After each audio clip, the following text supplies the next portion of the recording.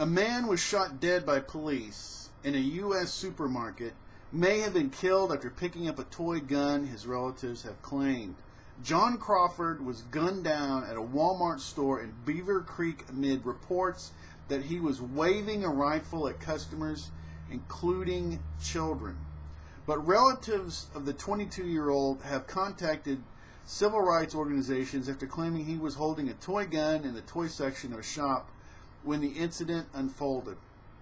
Lee C. Johnson, who has claimed to be the mother of Mr. Crawford's 2 children, said she was speaking to him on the phone when police descended on the scene. So he's on his cell phone, he's talking to the mother of his kids, and she says, we was talking, he said he was at the video games playing videos, and he went over there by the toy section where the toy guns were. Okay? And the next thing I know, he said, it's not real. And the police start shooting, and they said, get on the ground. But he was already on the ground because they had shot him. Now, I wasn't there. You weren't there. Whoever's there may have a different variation on this.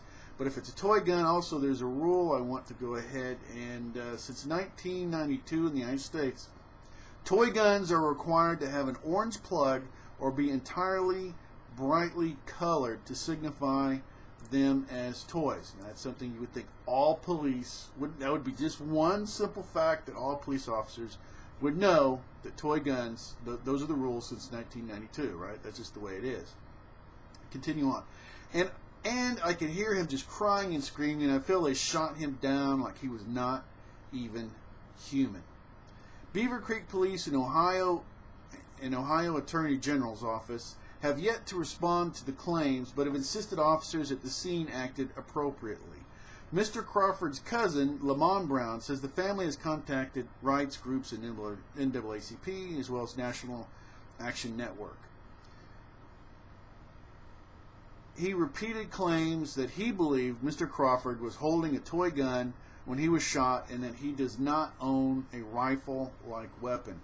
Tasha Thomas, who has said she was Mr. Crawford's current girlfriend, said he was not armed when he walked into the store, and that she was in another aisle when the incident happened. So he goes, his current girlfriend is Tasha, and they go to the store, and he's on his phone with the mother of his children, okay, there's 2 children, and he's evidently playing with some toy guns, right?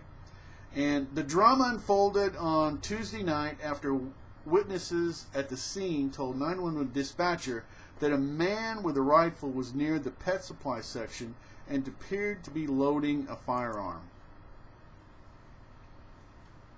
Who is this person? So someone panics? Is that what this looks like? Because I wasn't there. So someone panics, calls us into 911 in the Walmart. Okay, there is a gentleman walking around with a gun in the store. He's like pointing it at people. The witness said. One witness calls 911. That's what they said. Okay. According to ABC 22, the 2 officers involved in the shooting were Sergeant David Darklow and Officer Sean Williams.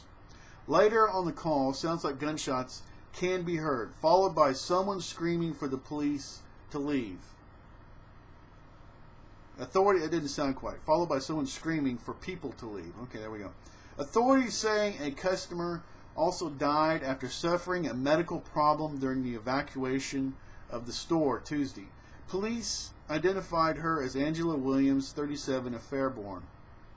Walmart spokesman Brooke Buchanan said that by email Wednesday that the company is working with investigators and is deeply saddened at the loss of life. Beaver Creek Police said initial investigations indicate the officers responded poor. They always do, don't they? Whether they do or don't. State investigators will review the shooting. After the shooting, Chief Dennis Evers, Beaver Creek Police Department, said officers confronted the subject inside the store area near the pet supplies holding a rifle. The officers gave verbal command to the subject to drop the weapon. The subject, later identified as John Crawford, was shot after failing to comply with the officer's command. There's a lot of issues here. How is this guy's hearing? He's distracted. He's messing with some toy gun, and he's talking. Who knows how engrossed he was in this conversation, right? And I'm just going with the thing that this was a toy. I don't know, wasn't there. And so he doesn't think that they're probably, the police are talking to him, okay? I can understand a lot of this, okay? But like I say, later we may find out he actually had a gun. I don't know why, but you know what I mean. I'd rather see, because you know this is going to, Walmart has video. Hopefully this will be on the video. Plus he's talking to somebody so they can correlate. At least they've got audio independent, right? So you've got audio of it that could probably be expanded out, and you've got video, hopefully a good video there in Walmart to see exactly what happened. And the problem is, are there police that will kill people quickly? Yes, unfortunately there are. Are there racist cops? Sure. What was the ethnicity of the police officers? Maybe reading the story, you just assume they're white. We don't know. They could have been both African American, Hispanic, who the world knows. Okay? No idea. Okay?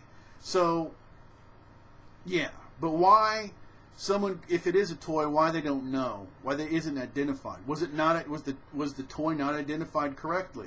Was it, I don't know. Though, like I say, the idea of him simply sitting there engrossed in conversation, goofing around with some toy gun, and the police on total, you know, DEFCON high level, you know, and he doesn't know and doesn't respond. I can see that too. But anyway, this is outrageous. People getting killed for stuff. If this is indeed correct, and this definitely seems outrageous news. This is disgusting, and I'm sure we're going to hear a lot more about this story.